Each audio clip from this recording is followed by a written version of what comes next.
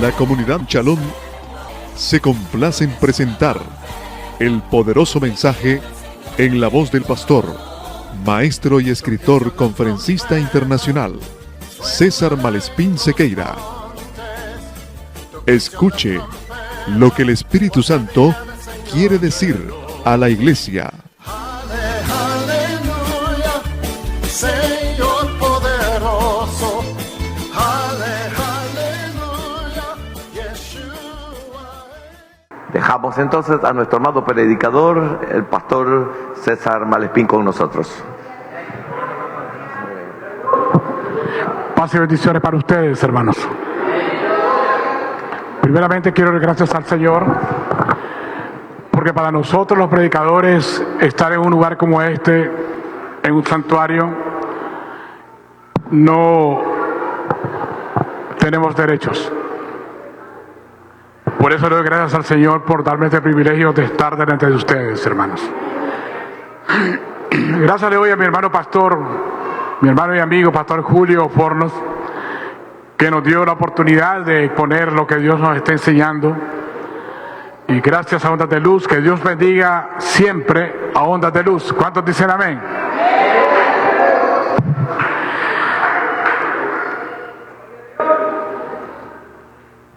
Bien, hermanos, hemos traído la palabra del Señor siempre con la finalidad de las Escrituras, que dice que es para la edificación del cuerpo de Cristo. Vamos a hablar de algo muy importante,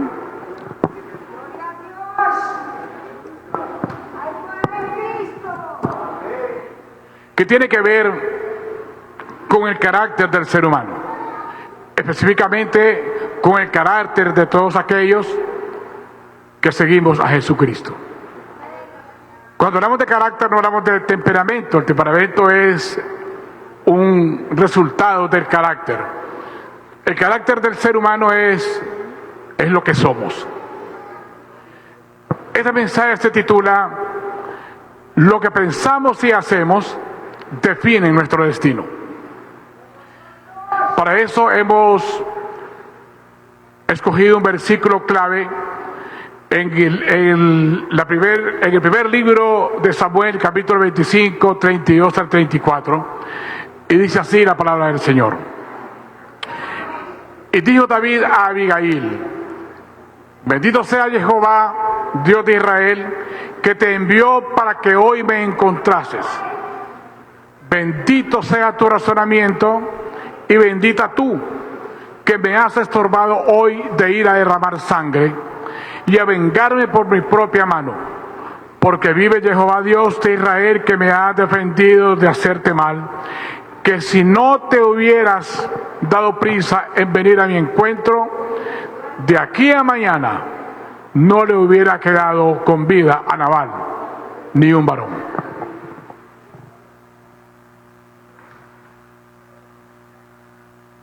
Siéntase, hermano. Hermanos, este versículo que hemos leído es el versículo clave de un relato de todo el capítulo de Samuel, que contiene 42 versículos. En este relato vamos a encontrar muchas verdades que serán de mucha bendición para nuestras vidas, para hacer reflexión en algunas áreas de nuestra vida que quizás no están equilibradas aún. Este acontecimiento sucedió en un lugar que se llama Maón, una región montañosa de Judea al sur del monte Hebrón. En este relato, cuando usted lo lea, 1 Samuel 25, del 1 al 42, encontrará tres personajes que, de acuerdo a sus actos, nos envían un mensaje a nuestro corazón. Estos tres personajes son Nabal. Dice la Biblia que Nabal era un hombre rico, pero Nabal no era hebreo. Era ceneceo porque era descendiente de Caleb. Eso nos dice que las promesas para los gentiles, las promesas para Israel también son para los gentiles. Caleb, su antecesor, el antecesor de Nabal, creyó en el Dios de Israel y por esa razón había sido objeto de una gran promesa, recibir la región de Hebrón como herencia. Si usted recuerda que de todos los que salieron de Israel, todos murieron en el desierto en un lapso de 40 años. Pero solamente 2 ancianos fieles como Josué y Caleb lograron entrar a la tierra prometida. ¿Está conmigo? Nabal era un hombre malo, obsesionado y violento. Alguien que en la lengua pura, o sea, en la lengua hebrea, es conocido como un rasha. Un rasha en la Biblia es una persona de mal aspecto, avaro, depravado y carente de misericordia. Tenemos a Abigail, esposa de Nabal, que en las escrituras dicen que era una mujer sabia, equilibrada y además de prudente, era una mujer hermosa. Creo que muchos hombres tenemos una mujer así, ¿verdad? Y aparece David. David, conocido por ser un hombre sabio, un adorador por excelencia, pero en ese momento eres un prófugo perseguido injustamente. David, sabiendo que Labán se encuentra trabajando en el monte Carmel, estaba esquilando sus ovejas, era un hombre rico, tenía mucho ganado, dice la Biblia que tenía 3,000 cabezas de ganado. Entonces, David envía a 10 jóvenes que andaban con él huyendo porque Saúl los perseguía. En ese momento David tenía un ejército de 600 hombres. Pero están viviendo en la montaña, están en el monte Carmel, están con hambre, está haciendo frío, no hay comida, no hay alimentos. Y la Biblia registra en esa porción de que los hombres de David, estando allí, ayudaban a los trabajadores de Nabal, los cuidaban porque había muchos abigeos, habían asesinatos, habían robos, y la gente que andaba con David acompañaba a los pastores que cuidaban el ganado, y entonces ellos estaban muy seguros. Entonces David, amparado en eso, creyendo que Labán era un hombre agradecido, envía a 10 jóvenes con 2 tareas. Primero, le envía palabras de bendición de su parte. Le desea muy buenas cosas y le envía una bendición verbal. Y la otra tarea es una manera de súplica y le pide que por favor respalde su causa, que está con hambre, no tiene comida, está en problemas el hombre, tiene que cuidar a 600 hombres, como líder tenía que cuidar a 600 hombres que no le faltara nada. Entonces le manda a pedir provisiones y le aclara que no se trata de obtener una ganancia, sino que más bien lo que quiere David es un pequeño gesto de gratitud de parte de Labán por la seguridad recibida a sus bienes sin ningún costo. En este relato, hermanos, yo le voy a pedir que cuando llegue a su casa usted lea todo el capítulo para que se empape, porque no podíamos leer 42 versículos, ¿verdad? Para que usted se empape y se le refresque la memoria.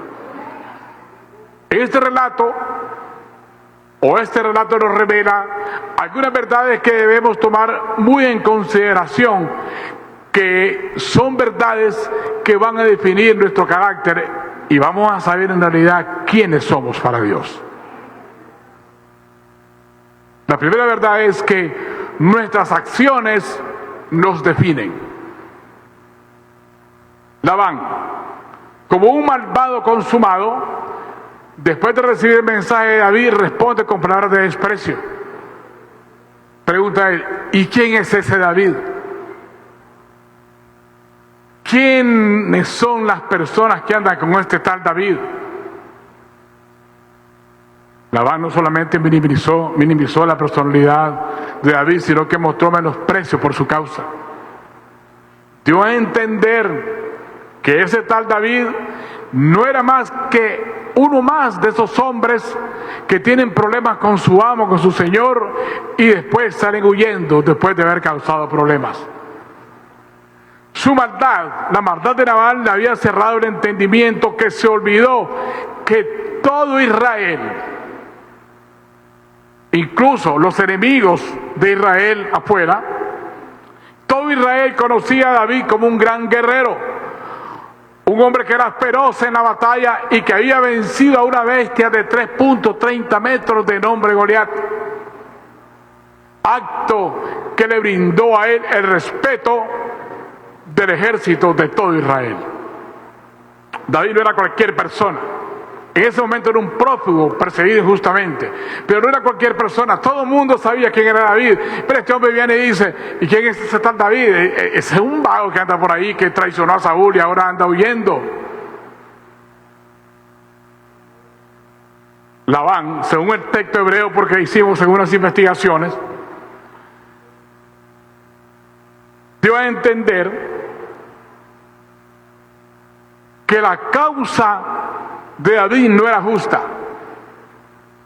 porque más bien lo que había hecho era causar estragos entre la amistad que él tenía con Saúl, y que por sus actos David había dañado el parentesco legal que más adelante iba a tener con Saúl, porque si usted recuerda, Saúl, cuando David mató al gigante, le ofreció a Mical como esposa. Labán no solamente demuestra que es un hombre malo, grosero, sino que es un hombre calumniador, ingrato y egoísta. Ahora, esto es bien importante. ¿De qué manera le llevaron el mensaje estos 10 muchachos a David? El mensaje que había enviado Nabal, que provocó indignación. Llama la atención que aparecen palabras en el texto de la Biblia que le dan un giro completo a la situación. Tanto así que los jóvenes dieron a entender a David: mire, mi señor David, ¿cómo es posible que ese hombre nos trate de esa manera? Nosotros fuimos a pedirle ayuda, le llevamos tu palabra de bendición, y este más bien nos humilló y nos menospreció y dio a entender que usted es cualquier vago, que usted y yo somos personas que no servimos para nada, que somos un estorbo en Israel. ¿Sabes qué, mi señor David? Eso no es justo. Estos muchachos estaban indignados, tanto así que esta situación que se presentó nos lleva a la segunda verdad, y es que todos nuestros actos tienen consecuencias. David tomó una decisión severa que para Labán sería fatal. Dice la escritura en la porción que hemos leído que David le ordenó a 400 hombres que se prepararan para la batalla, y dice que dejó a 200 cuidando el bagaje. El bagaje son las provisiones, las armas y todo lo que anda cargando un ejército. ¿Por qué 400 hombres? Si Labán era un hombre rico, pues tenía una gran hacienda, seguro, tenía varios trabajadores. Pero ¿por qué 400 hombres? ¿Por qué tanta gente? Porque según parece, la idea de David era acabar con todo lo que tuviera que ver con Labán, raerlo completamente de la tierra. Una decisión muy severa para Labán, pero bueno, nosotros sabemos que David era así. David en las batallas, bueno, hay una porción que dice: Saúl mató a 1000 y David a sus 10.000, dando a entender que quien más mataba gente en la guerra era David. No digo que le gustaba la sangre, sino que era un hombre que estaba enfocado en sus acciones. Pero ante esta decisión fatal, sabemos que en todo el universo no hay nada que suceda si Dios no está en el asunto. Imagínense que en la porción que hemos leído en los 42 capítulos, Dios interviene a través de un hombre, un sirviente de Labán, sirviente de Abigail también. Dios interviene de tal manera que hace que las cosas cambien. Cuando este hombre se dirige a Abigail, las palabras que él dice nos da a entender que la mente de este hombre se encontraba afectada, agitada entre la razón, la gratitud y el miedo. Dirigiéndose a su jefa Abigail, le presenta la dificultad sin filtros, sin reservas. En el capítulo 14, en el versículo 14 dice así: he aquí David envió mensajeros del desierto que saludasen a nuestro amo y él los ha herido. Aquellos hombres han sido buenos con nosotros y nunca nos trataron mal, ni nos faltó nada en todo el tiempo que anduvimos con ellos, cuando estábamos en el campo. Muros fueron para nosotros de día y de noche, y todos los días que hemos estado con ellos apacentando las ovejas. Ahora pues, reflexiona y ve lo que has de hacer, porque el mal está en contra nuestro y contra su casa.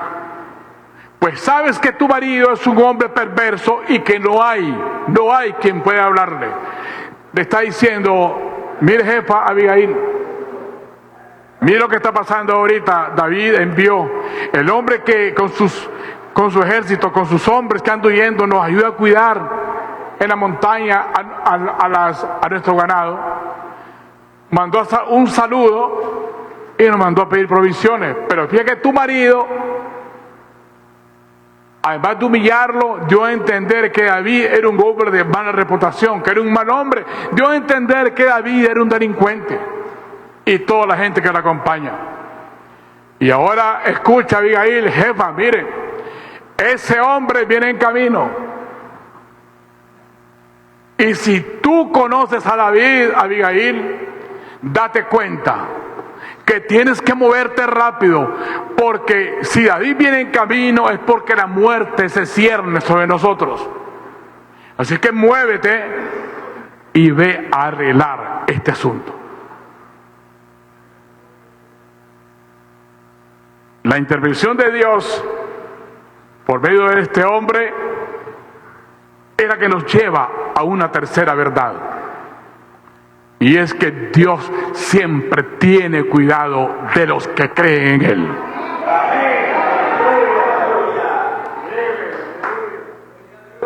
Abigail, como toda mujer sabia, actuó para enmendar el escarnio provocado y detener la masacre que estaba en camino. El versículo 18 dice que ella cargó con 200 panes, 2 odres de vino, 5 ovejas, 5 medidas de grano tostado, 100 racimos de uvas y 200 panes de higos secos. ¿Sabe qué, hermano? David tenía un ejército de 600 hombres. Por esta cantidad no podía alimentar ni siquiera a 100 hombres. 200 panes. Gente con hambre se podría comer 2, 3 panes de una sola vez. Pero el punto aquí es, hermanos, que como decíamos anteriormente, nuestras acciones definen quiénes somos. Aunque esta cantidad era de poco valor, si Labán se le hubiera entregado a estos 10 muchachos, hubiera hecho que David estuviera satisfecho por el favor que le estaba haciendo. No era la cantidad lo que contaba, no era la cantidad de lo que haces por alguien, es el gesto que tienes hacia alguien, es la manera en que las cosas suceden lo que hace que las cosas cambien. Es cierto, no tenía gran valor, pero hubiera cambiado las cosas. No hubiera un peligro de muerte en ese momento. Labán no estuviera en peligro de ser asesinado, porque iba a ser asesinado. Ahora, miren lo que es una mujer que construye su casa y no la destruye. ¿Qué palabras utilizó Abigail para persuadir a David, que venía envenenado? Venía con ira, dispuesto a acabar con todo lo que encontrara en la hacienda de Labán. Pero ¿de qué manera se lo dijo? Bueno, cuando leas la porción te darás cuenta, pero yo te lo voy a explicar. Lo primero que hizo fue, se dirigió con respeto. Si es cierto que David no era una autoridad en ese momento, pero sí David, aún en esas condiciones difíciles, era un siervo de Dios. Le habló con respeto, le pidió perdón por la ofensa de su marido y le dice: mira, David, yo sé que tengo un hombre que es malo, yo sé que ese marido que tengo es malo, pero yo te pido perdón por lo que ha pasado. Ahora, mira, David, acuérdate, bueno, mira lo que es la sabiduría de una persona, ¿verdad? Con palabras amables hace que todo cambie. Mira, David, acuérdate, o sea, no te pongas así. En este momento tú tienes dificultades, pero acuérdate que está escrito que Dios pondrá enemigos contra tus enemigos. Pero hay algo más, David. Acuérdate que hay una promesa sobre ti. Quizás esta mujer se acordó del Mesías. Hay una promesa sobre ti, que Dios te hará un reino para que ese reino sea perdurable. Pero hay algo que dijo esta mujer, que a un corazón como el de David, un corazón sensible, el corazón de un hombre que ama a Dios, es lo que hizo que en realidad todo cambiara. El versículo 31 dice: David, no cometas esas cosas, no mates a esa gente, porque mira, Señor mío, cuando seas rey no tendrás motivo de pena ni remordimiento por haber derramado sangre sin causa, o por haberte vengado por ti mismo. Guárdese pues, mi señor David, y cuando Jehová haga bien a mi señor, oye, David, acuérdate de tu sierva. Parece que ella se aprendió de David en ese momento, ¿no? Usted sabe que Abigail se convirtió en esposa de David después. ¿Cómo reacciona David?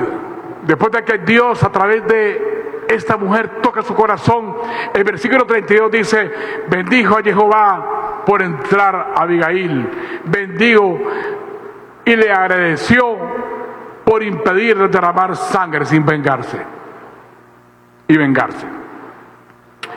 Este acto de humildad de David, este acto de honra hacia Dios, nos permite llegar a una cuarta verdad, y es que Dios hace justicia cuando la injusticia prevalece.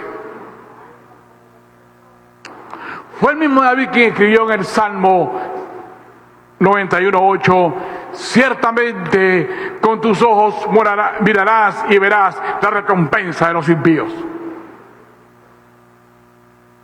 Dios jamás, escucha, jamás pasará por alto cuando somos afrentados injustamente.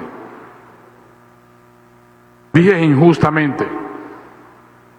Cuando damos pasos equivocados, cuando andamos inventando, quizás Dios no permita que mordamos el polvo, pero permitirá que suframos por dar pasos equivocados. Pero Dios actúa a nuestro favor cuando hay injusticia contra nosotros. Posteriormente, en la porción leemos que Dios se vengó de Labán. ¿Y cómo lo hizo? A través de los mismos labios de Abigail. Dice la porción que después de haber pasado eso, Abigail se fue, entregó las provisiones a David y regresó, y encontró que Labán estaba en su casa con una gran fiesta, con banquetes, y estaba bien borracho. Ella esperó hasta el siguiente día y lo abordó y le dice: oye, mira, ¿no te has dado cuenta? ¿Sabías que lo que hiciste provocó que David viniera en camino para asesinarte? Pero yo fui y no te pedí permiso. Yo fui y detuve esto, pero David venía a asesinarte a ti y a toda esta gente. Yo me imagino que el estado emocional en que se encontraba Labán en ese momento, después de una gran borrachera, estaba alterado. Le impactó tanto la noticia que dice la Biblia que desmayó su corazón. Se traduce como le dio un infarto, que al cabo de 10 días acabó con su vida. Y la Biblia relata que después de eso Abigail acepta a David como su marido, y bueno, y fueron muy felices, ¿no? concluimos. En este relato, hermano, encontramos, además de esas 4 verdades, vamos a encontrar 3 expresiones del ser humano que deben llevarnos a una profunda reflexión. Dijimos al comienzo que el temperamento es el resultado del carácter, y el carácter es lo que nosotros somos. Es como pensamos, cómo hablamos y cómo actuamos. Ese es el carácter del hombre. Ese es el carácter del ser humano. Así como piensas, así como hablas, así como actúas, ese es usted. Pero acuérdese que los pensamientos siempre tienen influencias. Entonces, si quieres pensar bien, hablar bien y actuar bien, debes de creer en algo que está bien.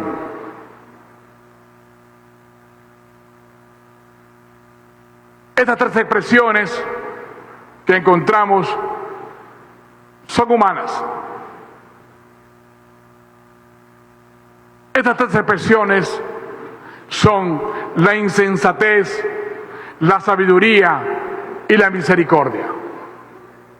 Escucha esto. La insensatez está representada por Nabal. Nabal, como un hombre malvado, le dio honra a su nombre, porque Nabal significa, en hebreo, significa tonto, insensato y estúpido. Eso significa Nabal. Le dio honra a su nombre. ¿Sabes por qué es que el pueblo judío hasta hoy le pone nombre a sus hijos que los marcan?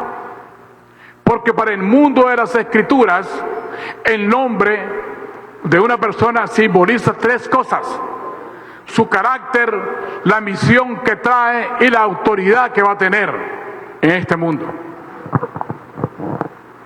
Nabal estaba marcado para ser un hombre insensato y tonto. La sabiduría está representada por Abigail. Abigail, hermanos, es un nombre que, por cierto, es una mala traducción, pero es una traducción de un nombre de origen hebreo que es Abigail. No es Abigail, es Abigail. Pero Abigail es un nombre compuesto que viene de Abi, que significa padre mío o mi padre, y Guil, que significa gozo.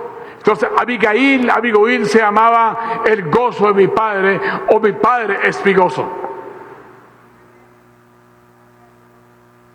La tercera expresión que encontramos es que la misericordia y está representada por David.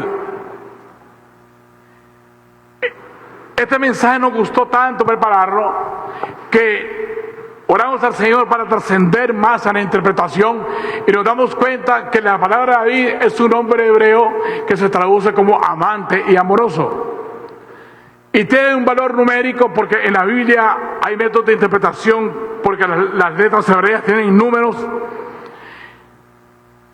El nombre de David tiene un valor numérico de 14, y cuyo valor reducido es 5. Escucha esto, sígame. La quinta palabra de las Escrituras, en la Torá o la ley que usted conoce, la quinta palabra que aparece en el texto es Shamaim. Shamaim se traduce como cielos.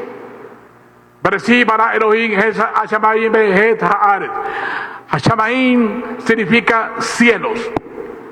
Pero el segundo versículo de las Escrituras dice que la tierra estaba desordenada y vacía, pero el cielo no.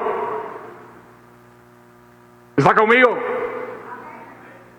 La tierra estaba desordenada y vacía, pero el cielo no. O sea que en el cielo no hay desorden. Dios no concibe el desorden. El orden que predomina en los cielos, el orden que maneja Dios, el orden que predomina debe impulsarnos, hermanos, a tener objetivos en esta vida.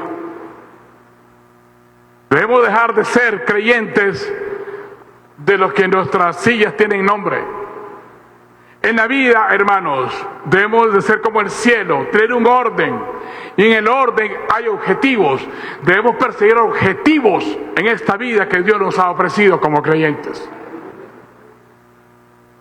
Ahora, el amor y la misericordia y la sensatez, escucha bien, el amor, la misericordia, la sensatez, la sabiduría nos permite alcanzar posiciones elevadas de espiritualidad.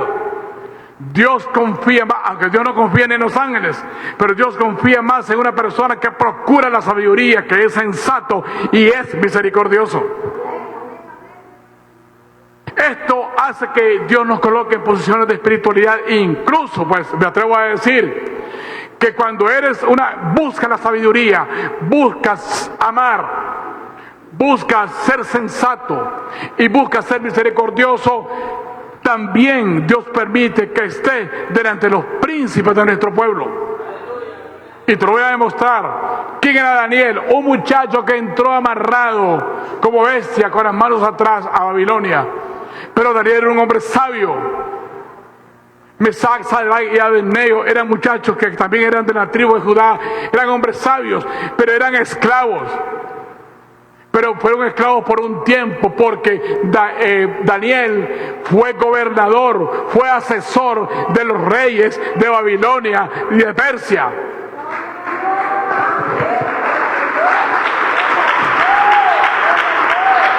El amor y la sabiduría, la sensatez, la misericordia te permite, repito, llegar a lugares elevados donde los príncipes de tu pueblo confían en ti, porque no estás ligado a cuestiones que tienen que ver con la tierra, que lo que dices y haces y lo que piensas tiene que ver con el reino de los cielos, y eso es lo que bendice a una nación. ¿Quién era José? Un muchacho joven, un jovencito, incluso virgen. No había tenido mujer. Sus hermanos lo envidiaban porque era un hombre que hay una promesa que Dios había hecho sobre él. ¿Cómo entró este pobre hombre, este pobre joven a Egipto? Entró amarrado, vendido como esclavo, víctima de una calumnia. Estuvo detenido, pero por ser quien era, un hombre sensato, sabio, amoroso y misericordioso, fue el segundo hombre en Egipto, el gobernador de Egipto, que le dio de comer al pueblo de Dios para que no pereciera. Le estoy demostrando con hechos que cuando buscamos nosotros el reino de Dios y su justicia, lo demás viene por añadidura.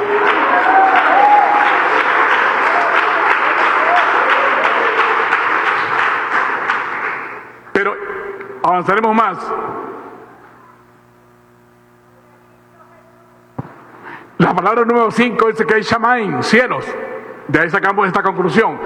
Pero la palabra número 14 es Panim.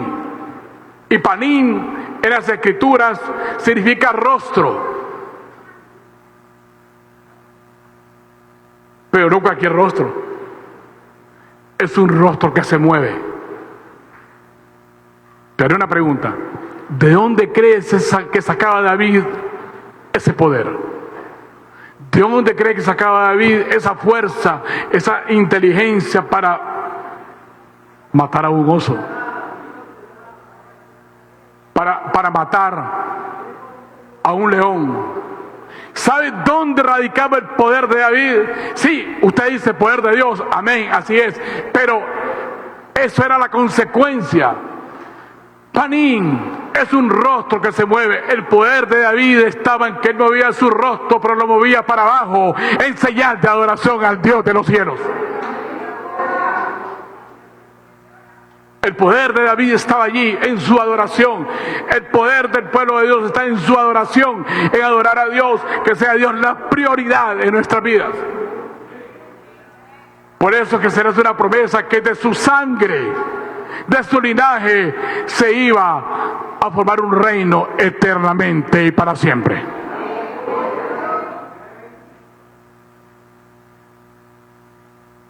Pero si juntamos los valores de cielos y rostro, nos da un valor de 19. Y el valor numérico reducido de 19 es 10. ¿Y qué cree usted?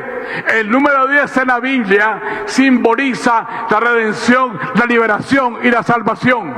Entonces, hermano, la sensatez, la sabiduría, el amor y la misericordia solo la encuentran en Jesucristo. Él es el único que puede cambiarnos para ser hacedores de estas verdades.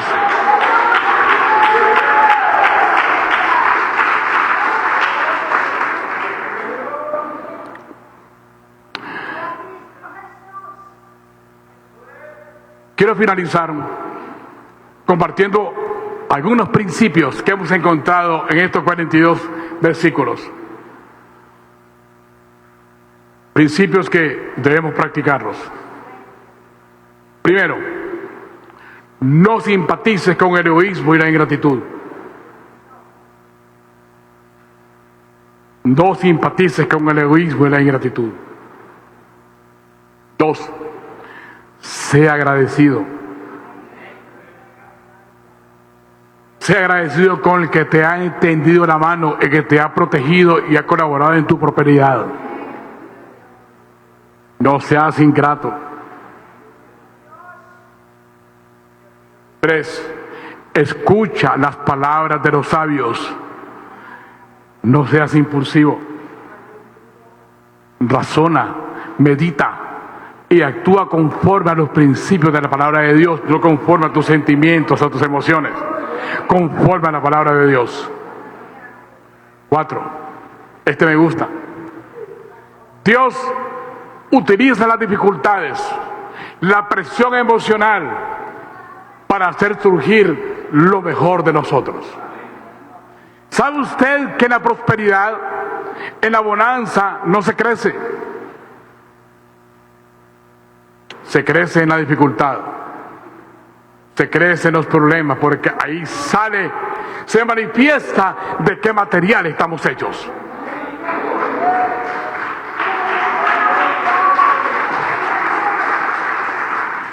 Para los que somos matrimonio, 4,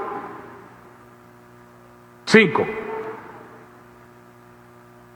Cuando tengas que discutir asuntos dentro de tu entorno familiar y desees obtener resultados o acuerdos satisfactorios para todos, no seas impulsivo.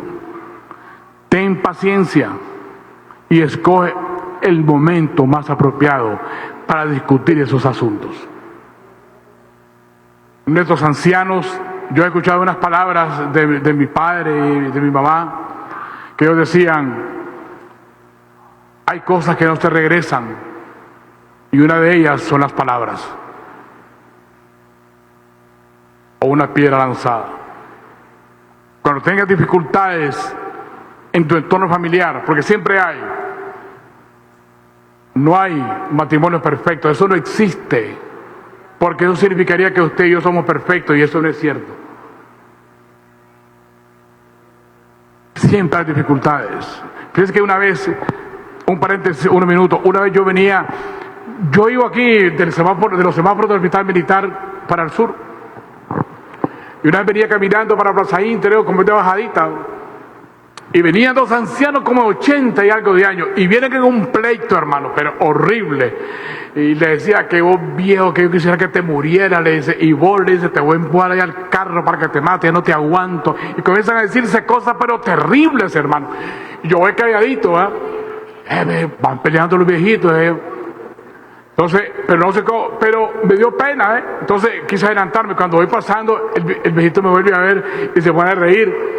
Amigo, me dice, nos venía oyendo, me dice, no, le digo, vengo detrás. Ay, amigo, me dice, ¿y usted es casado? Me dice, oh, pues sí, le digo, ¿y usted pelea con su esposa? Me dice, yo creo que todos los días, le digo, bueno, pues está bueno eso, le digo, vean, me dice, le pregunto, vean, le digo, disculpe la imprudencia, ¿y ustedes son pareja? Sí. Tengo un montón de años de montar a esta mujer. Entonces ella le dice a la viejita, Si supiera, me dice, quién es este hombre, y comienza. Entonces, perdone, le digo, ¿y ustedes cuánto tienen de casado? Entonces, ve, hermano, sucedió algo como un milagro, pero para mis ojos, ¿no? Viene el viejito y se pone a reír con la viejita, ¿no? Y la toma de la mano. Amor, le dice, ¿cuánto nos casamos nosotros? Le dice, ¿cuánto llevamos nosotros de cada? Ve, me dice, vea, me dice, creo que este hombre me quiera. No, amor, dice, en serio, le dice. Pues fíjate que le dice que yo creo que tenemos. ¿Cuánto tenés vos, viejo? Le dice, yo tengo 85 ya, le dice. Ajá, le dice, yo tengo 84, le dice. Yo creo, le dice, que tenemos como 65 años, le dice, porque vos tenías como 15 años cuando me robaste de la casa, le dice.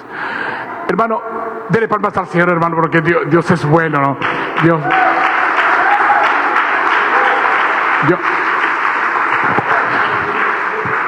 Yo me quedé sorprendido, ¿no? O sea, 65 años y diciéndole al viejito que le va a tirar para que le mate un carro, dice, y que ella le va a dar con un cuchillo.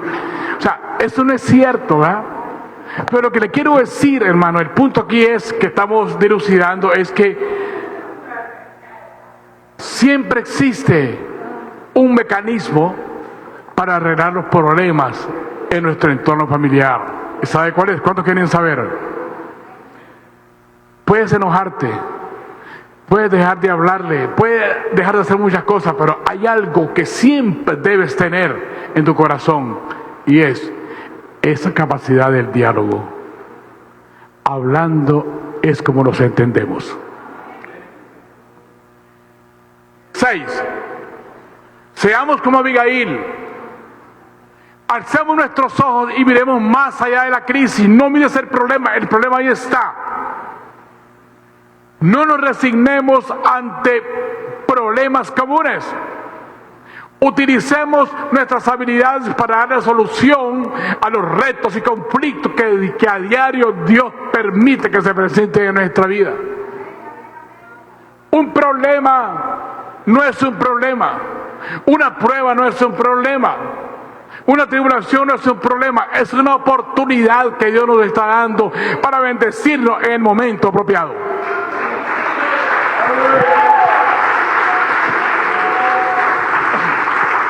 7. Faltan 2, 7 y 8. 7. El amor no es un sentimiento. El amor es una decisión. La poesía se encarga, ¿no?, de hacer eso. Amor, le dice, yo te amo como ama las nubes al bosque, como ama las nubes al bosque. Y cuando hay tormenta lo destruye. Amor, le dice, yo te amo como ama el río a la tierra, y cuando se desborda inunda, destruye los cultivos. La Biblia dice en la primera carta de los Corintios, nos da a entender con todas las características, que el amor es una decisión. Usted decide amar, hermano. Porque el amor no es que sentirlo, no, es un acto, es un acto. El amor no es un sentimiento, es una decisión. Y el último 8, espero que les quede esto grabado en su corazón y en su mente. Profundice, hermanos, profundice en el concepto de lo que significa lealtad. Si algo que Dios quiere de nosotros, si algo que Dios quiere que adquiramos, no como una meta, ni como una experiencia, sino como un hábito, tienes que ser leal. Leal con los que son leales a usted. Sea leal en su iglesia, hermano. Sea leal a sus líderes. No murmure, no diga cosas que no sabe. No ande diciendo cosas porque a usted le contaron el amigo de un amigo que era el primo de una hermana, del tío. No ande con esas cosas. Guarde sus labios. No hable de más. Diga conforme a como dice el apóstol Pablo, palabras sazonadas con sal. Shalom, que Dios te bendiga, que Dios te bendiga y que Dios te bendiga.